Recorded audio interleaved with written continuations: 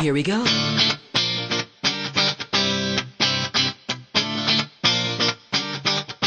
Let me lift you up. We'll go right to the top. Let the sun come up. Together we can fly. All our hearts collide. Stay here by my side. I say we jump, we fly, we reach out to the sky. And it goes on and on and on and on and on. And we go on and on and on and on. And it goes on and on and on and on and on. And we go on and on and on and on.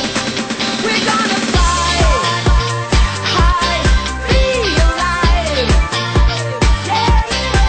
We're gonna fly high, be alive. We're gonna fly high, be alive.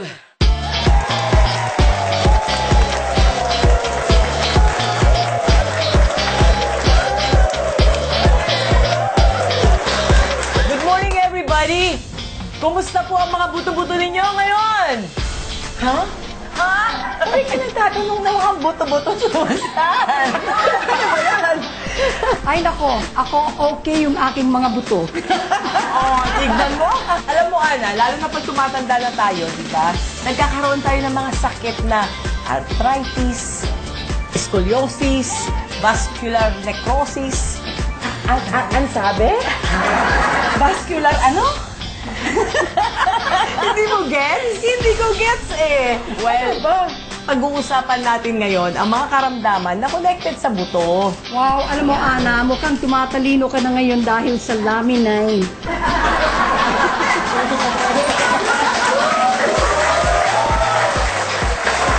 Today we are going to ask you to take charge of your life. Many of us are suffering in quiet desperations over illnesses. So ipapakita po namin sa inyo ngayon ang mga karamdaman na lalo na yung mga related sa buto na pwede nating mabigyan ng lunas na marami pa pong pag-asa at marami pong paraan na makakatulong sa inyo. So welcome po sa Be Alive.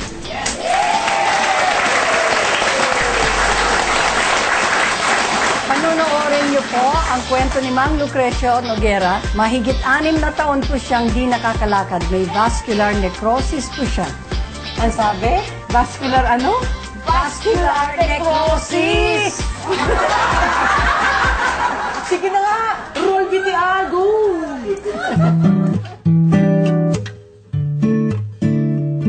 Ako po si Lucrecio Noguera, may 6 na pong taong gulang. Year 2004, sumakit yung magmula bukong-bukong, binti, tuhod, kita, dito sa siwang, no? Ang sabi sa akin ay vascular necrosis, and I was advised to go undergo operation, no? Na lalagyan daw nila ng nipis na bakal dito sa siwang, titanium daw yun, na napakamali. Nangyari po, maraming ako pinagdaanan, ininom na bawat pumunta sa bahay na nag-aalok. Gusto kong kasing gumaling, sinusubukan ko po lahat. At itong huli, may nagdala na nag-introduce sa akin to laminine. Siguro mga isang buwan, nakalagad na po akong marami nag-work sa akin. Bakit daw? Unti-unti bumabalik yung dati kong lakas. Kasi dati ito, pag ginanom mo, parang masakit, parang matatanggal. Pero ngayon po, gumawa na nga ako ng yung dumbbell, nag-exercise na ako. Third floor yung bahay namin. Nandun ako sa taas, nagpapalit ng tangke ng tubig. Third floor, nakit ko yun, baliwala. Nako, talagang gusto ko na magpakamatay nung araw. Ay, ang hirap nun. Wala ka ng pag-asa. Sa dami-dami po ininom ng gamot na inalok sa akin, sinubukan ko lang. Pero itong huling-huli po, laminine. Yung, hindi ko nakakatabi ng asawa ko nung araw. Okay na. Kasi nararamdaman ko na talagang babalik yung normal kong lakad. Gangnam Style. Yes!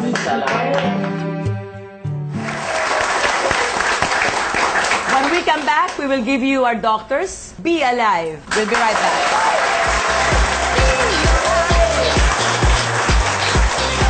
We're gonna fly high, be alive.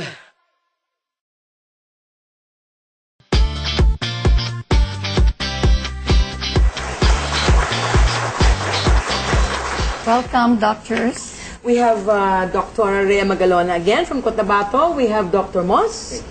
And we have Dr. Nito Puto. Welcome, doctors. Welcome. Doctors, what is the meaning of vascular necrosis? The problem here is the cells die prematurely. For example, all cells in the body live for a certain number of days. For example, a particular cell will live for 100 days. But here in this condition, that cell would live only for 50 days or 60 days. So it dies prematurely. Doctor, can you give us a little more explanation? Tagalogin ho natin para maintindihan ho tayo ng ating mga televiewers din. It's actually a vascular necrosis. Is the condition wherein the bone starts dying because the cells, yung struktura ng bones po, the calcium, the magnesium, the vitamin D, are not being supplied anymore because there's lack of amino acid. Hindi na nakakakain ng maayos yung mga bones natin, kaya yung density niya nagdi-decalcify. And a vascular necrosis is a condition wherein even at a young age or a certain age, 30 years old and above, nagkakaroon po niyan, yung sakit niyan is emanating from the torso going down and then it kind of goes up as well. Para siyang bone cancer pero on a lesser mode. And ang mga symptoms po niya, ano po ang symptoms nun? Para kang nagkaroon ng fibromyalgia na hindi mo alam na nangangala yung buto mo, tapos masakit na parang arthritis, na parang arthrosis, na parang rheuma, pero iba pala siya. Yan yun. What causes that, doctor? A vascular necrosis could be caused by nutrient deficiency, mineral deficiency, and we have other medical conditions that could cause that. And some medications, too much steroids, also affects the bone densities and the quality of life of the bone cells. So that is why Laminin is a big help with regards to addressing the nutrient deficiency in that case. Actually, Susan, si Mang Lucrecio was not able to walk for more than 6 years, ano? Tapos after taking Laminin, isang buwan lang yun after 6 years yung Susan, ha? Talagang umaakit panaog na siya sa hagdanan, 3rd floor, ganyan, di ba? Ngayon, ito bang... Tumutulay na siya sa lupa. Tumutulay na. At umaakit pa ng tangke, no? So anyway, nakita ko siya dito personally. Sabi niya, sobra-sobra daw yung sakit. Grabe yung sakit. Ito bang vascular necrosis, is this a common sickness ba for many people o very selective? It's actually affecting males 40 years old to 65 years old. Selective siya doon sa mga tao na masyadong hyper. Hyper. Susan, batay ikaw. Mabuti na lang, hindi ako lalaki. O iyan ha? Sandali. Ang sabi? Okay. Paano ma-differentiate yung arthritis at saka yung vascular necrosis o scoliosis, yung mga porosis? Arthritis is caused by high uric acid and proteinuria index. Kapag marami po o mataas ang uric acid natin, it will result to arthritis and gout. What's going to happen is that the uric acid will drain the chondroitin sulfate and the glucosamine. Yung glucosamine, yun po yung cushion sa pagitan ng dalawang buto. Kaya pag nagkaroon ka ng arthritis, wala na yung glucosamine, nakikiskisan na yan. Yung padding. Opo, yun po yun. Kasi naubos, natunaw ng uric acid yung chondroitin sulfate at saka yung glucosamine. That is arthritis. A vascular necrosis is actually the cells of the bones are degenerating because they are not being nourished properly. Namamatay, Doktor. Namamatay po. Yung cell ng buto. Yes po. Normally, a cellular apoptosis will happen between 100 to 120 days. Pero kagaya ng sabi ni Dr. Moss, premature death within 50 days, patay na kagad yung cell. So you might be a 45-year-old male, pero yung bone structure mo is already a bone structure of a 65-year-old male. Wow. Brittle na siya. Brittle po. Kaya ang delikado doon is pag natumba yun at nagkaroon niya ng replacement kagad kasi madudurog talaga siya. Aray ko. Kaya pala sinasabi ni Mang Lucreng na hindi niya kaya yung cost ng operation kasi napakamahal daw noon, doktor. Ang magiging po doon is papalitan nila ng titanium plate or titanium bones yung kanyang structure ng bone talaga. Doctor, how does Laminin help yung uric acid sa katawan? Since in this condition, there's deprivation of nutrients, in Laminin, you can find amino acids, particularly to help in this situation is the histidine or histidine and lysine, plus the plant-based protein in the yellow pea. So this would replenish the nutrients needed by the Kaya din bone pala cells. yung marami tayong mga cases no na talagang from arthritis yung mga nakita kong yung mga daliri tumatabingi na. For me personally, doctor, yung L5 ko, degenerative arthritis, katulad na sabi mo, doctor, yung wala na, nag-clash na talaga yung dalawang, yung bones, no, na ang sakit niyan. Sobra. Tama ba, doctor, na yung one of the most painful disease is the bone? Actually, hard to treat. Bone problem, brain problem, and the lung problem. Ay, yung financial problem. Nagagamutin ang namin na yan. Nagagamutin. Ang sabi? Teka. Sasagutin ko yan. Ang financial problem, hindi problema pag andito ka kay Susan Barlin. Sa Foroveris. Diba? Palaminine. Lahat yan. 22 amino acid, may FGF, at meron pang OPT9. Ano yung OPT9, doctor? OPT9 is the oligopeptide transporter 9 which is absent in every human body. Ang OPT9 po, you can only get that from a proto-embryonic stage extract of a fertilized avian egg. This is the uniqueness of the product. What we have in our body is what we call the OPT1 to OPT8. The peptides are the binders of the amino acid.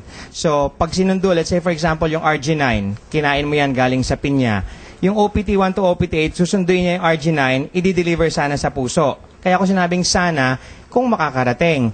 Kaso magdadive pa yan sa acidity ng digestive system mo, kaya bago dumating sa puso, tunaw na ngayon yung arginine. The profoundness with laminine is yung OPT9 natin, pag sinundo niya yung arginine, isi-shield niya yan. Babalutin niya yan, at kahit na mag-swimming sila dun sa uric acid, sa gastric acid, darating at dadating pa rin yan sa puso, mapapakinabangan ng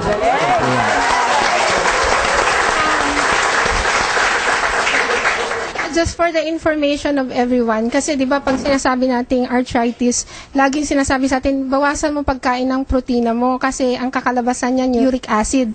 Baka yung iba magtataka, since laminine has amino acid, paano yon? Yung amino acid kasi natin, may tinatawag kaming high biologic value. Kung meron naman siyang purpose sa katawan natin, it won't cause your uric acid to go up kasi it has a purpose. Kung yung sinasabi nating mga munggo, mga legumes, or mga laman loob, pag kinain talaga natin yun, tataas yung uric acid natin kasi that are low biologic value na foods. And with regards to osteoarthritis, pag pinapag-usapan yung uric acid, another thing dyan is yung sa wear and tear. Kumbaga sa sobrang gamit. Parang sa sasakyan, yung mga bolts, joints ng sasakyan, pag nag-overuse, nakakaramdam na ng kalampag. Sa tao, nagkakaroon ng arthritis. So, as we all know that laminine can repair and regenerate new cells. Parang kumbaga babalikin siya sa kung ano yung dati. So, it would help really with arthritis.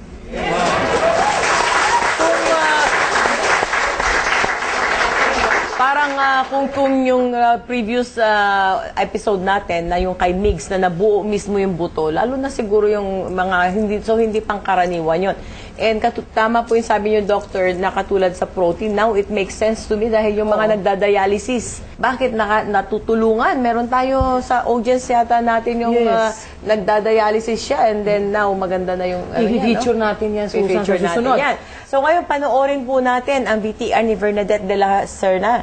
May scoliosis naman siya at cancer survivor pa po. Yes. And our doctors will be right back after our break. Be alive. Be alive. I was diagnosed of upper thoracic dextroscoliosis and lower thoracic lumbar levoscoliosis. And it's so painful na talagang naiiyak ako. Ang feeling ko talaga is yung para ako nagpapasa ng krus. In the morning, it's so hard to stand up. Para akong oldie, parang old woman. Nakakahiya kasi syempre I'm only 53. I tried a lot of pain relievers already. Kasi ang sakit, super sakit talaga. Hindi ko naman masyempre may reklamo. You know, inside my room talagang, it's really painful. And masakit kasi hindi ko alam. Yung pain ng back ko, kasi sinabihan ako ng doctor na pwede ka mabalian, at pwede ka mag-paralyze. I don't want to be like that. Hindi ako ganun, hindi si Bernadette yun. Ako kasi ang type of a fighter ako. I'm a cancer survivor. After the cervical CA, nagmetastasize, I was still diagnosed positive in my lymph nodes already. And my doctor told me that not even 99.9% that you're safe because there's no such thing as cancer-free. Cancer is cancer, it recurs. May mga anak ako, may mga apo ako. Maraming possibility of having a complication sa katawan ko because of that cancer. And then here comes this scoliosis na napakasakit. Kaya nga, sabi ko, bata, pero parang ang tanda-tanda ng buto ko. And then sabihan pa sa akin yung osteoporosis ko, it's like 70 years old ang diagnose sa akin noon. Sabi ko, ano ba ito? Pero sabi niya, hindi ka nakakapaniwala. Sabi ko, pero gaya na sinabi ko, when my friend called me up and I tried that Laminine, it's just amazing. Alam mo yung, nakakagulat kasi nga, sa gabi, hindi na ako makatulog. When I took that Laminine, just a pill, the pain is gone. I slept well. Nagulat ako, hindi ako umiinda ng pain. Tumayo ako ng maayos, hindi, you want me to action, gumagana talaga ako pagka tumatayo sa morning.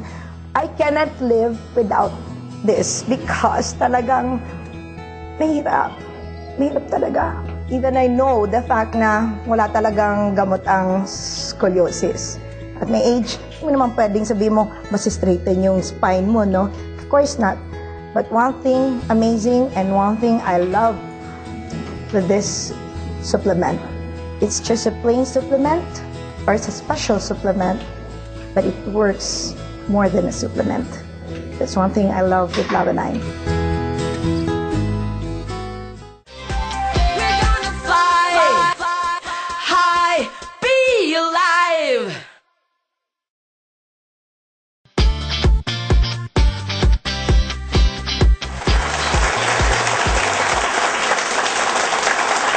Welcome back. Yun hong mga sakit sa buto, no? Katulad ng sabi ko, katulad din sa akin, napakasakit talaga. Hindi ako makatulog. They inject me on my back, no? Sa spine mismo. 2 hours lang, Doc. Tapos, balik na naman yung sakit. Talagang excruciating pain talaga. Well, from the very start, as we all know, Laminine is a cell repair kit of a cell adhesion molecule called laminin. Okay? Laminin is a dominant feature of all molecules because they act as a strong adhesive. Diba? Sabi nga yung laminin is a cell adhesion molecule that literally glues us together. Kapag ang baso po nalamatan or nabasag, tapos pinagdikit-dikit nyo yan at binalutan nyo yan ngayon ng epoxy or glue, hindi ba it's as strong as it was before? This is exactly what Laminine is doing with our laminin. They enhances the laminin production, and once the laminin production is enhanced, ibinabalik po yung dating kondisyon ng katawan natin. People that have arthritis, even the protrusion of the bone begins to subside. Is that true? Yes, it will recede. In fact, if you will research Laminine, makikita niyo po yung isang doon sa in-experiment ng US Navy, tinubuan ng daliri. So kung kayang tumubo, kaya po niyang i-recede. And that is the ano po nung studies natin po. And our product contains 11 clinical studies. Wow. This is not just yung sabi-sabi lang. It is backed by a clinical studies conducted both in the United States and in Europe. Para po sa ating mga televiewers, pakipaliwanag po kung paano po gagawa ang isang clinical study. Ilang taon po at saka ilang milyon ang nagagastos para magkaroon ng clinical studies? May mga clinical studies na kukuha ka ng mga group of persons or population na meron yung mga criteria to fulfill the study. Yung iba, papainumin ng Laminine at yung iba, hindi. And for a certain period of time, i-check nila yan clinically, kumbaga evidence-based, yung hindi yung haka-haka lang. So, after that, they will deliberate on the result para malaman kung the result is satisfactory or hindi. Sa kahit anumang paraan ng paggagamot namin, hindi kami basta-bastang nagbibigay lang sa pasyente kung walang evidence-based, kumbaga using the clinical studies done by a lot of scientists, a lot of doctors, bago siya medically accepted. So 11, Doc, ang clinical studies ng Lamine, di ba? Yes po, 11. And I think nagagawa pa sila ng 3 pa ngayon. So it will eventually become 14. And as we go on, it will increase. Well, anyway, we received 2 phone calls from our televiewers, no? Yung isa naman, sabi niya sa akin, medyo overweight siya, malaki daw siya, matangkad siyang babae. At yung arthritis niya is all over her body, no? Na halos hindi na nga siya makakilos, yung tuhod niya, sakit-sakit. She's been taking Lamine, although ang dosage niya ata is 2 in the morning, 2 at night. At sinasabi nga na very persistent pa rin yung kanyang pain, no? How can we help her, doctor? The condition right now is arthrosis na eh. Kasi pagka-arthritis, selective yung area. Pero pag its entire body, it's what you call arthrosis, buong katawan. Sa kaso niya, overweight na, acidic pa. Normally, what I do is I use the one-time, big-time strategy. 15 capsules, you eat, or you take it out of the capsule, babad lang yan sa bibig, kaya ko po pinapatanggal sa capsule because the capillaries inside our mouth are open so that the powder format of Lamine will immediately mix into the bloodstream. So the effect will be instantaneous. So after intake ng 15 capsules, you have to drink 30 glasses of water, 4 ounce. 4 ounces. That means 2 glasses of water every 5 minutes. This is what we're now doing is cleansing and detoxification. Iihi ka ng iihi. So yung uric acidity mo, ilalabas mo, nakikleanse yung bladder mo, yung kidney. Pagkatapos kinabukasan, pag naubos mo na yung 30 glasses na yun within a period of 2 hours, the following day, you're going to poop like you've never pooped before. Wow. Yun na yung mga precipitation ng liver mo, ng colon, lalabas mo siya lahat. And then thereafter, you start the protocol of 3 capsules, 3 times a day for the next 3 weeks. And then you're going to reduce it every 3 weeks until you reach 111. Very good. Para bang sa reaction ng mga audience natin, no? Parang nararamdaman ko na marami talaga may sakit sa buto-buto. Ang sabi? Buto-buto. Talagang ang daming calcium deficient di ba?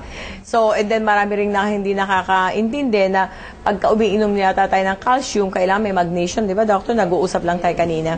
So, calcium alone will not be absorbed by the bones. There's got to be a precursor na magnesium tsaka vitamin D.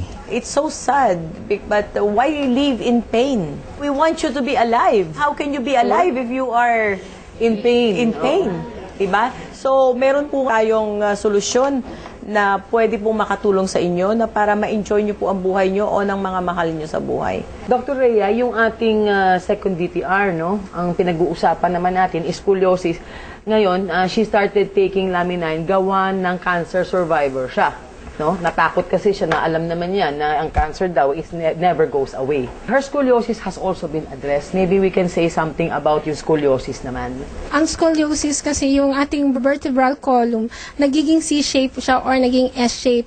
Yung ligaments in between dun sa vertebral joints mo, masyado siyang lax, maluwag. Or merong nagde-deform na vertebra doon. Kaya nagiging iba yung form. Ang nagiging symptoms yan, discomfort. Siyempre, pag masakit, upon long standing or long sitting hours, sumasakit siya. So, yung nag-take siya ng Lamine, maraming na-address. Number 1, yung ligaments na lax, yung Lamine natin nakaka-enhance yung with regards sa collagen, probably it address it. And then, with regards to the pain, matagal na natin ina-explain yung kung paano nakakatulong ang Lamine with regards sa pain, di ba, Doc?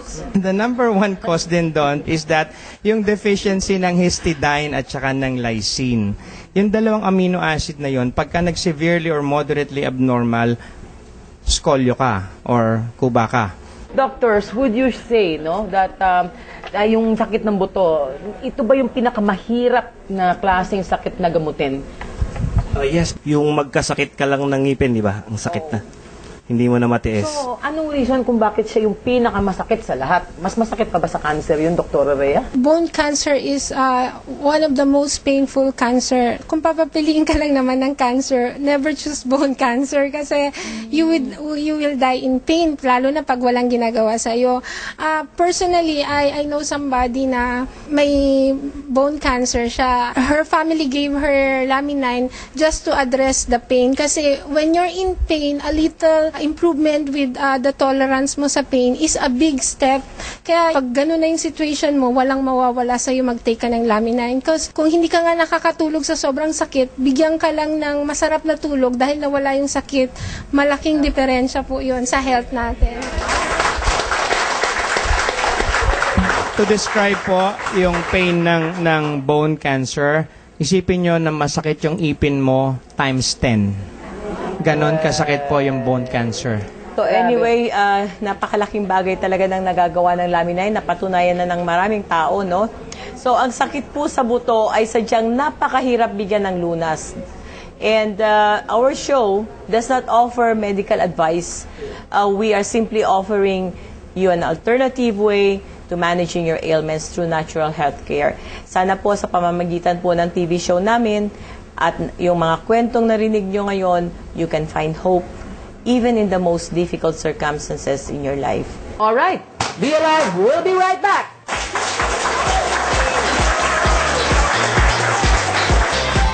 We're gonna fly high, be alive.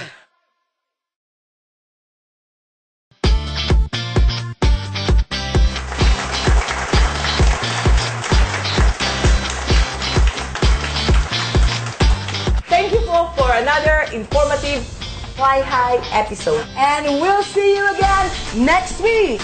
At sabi,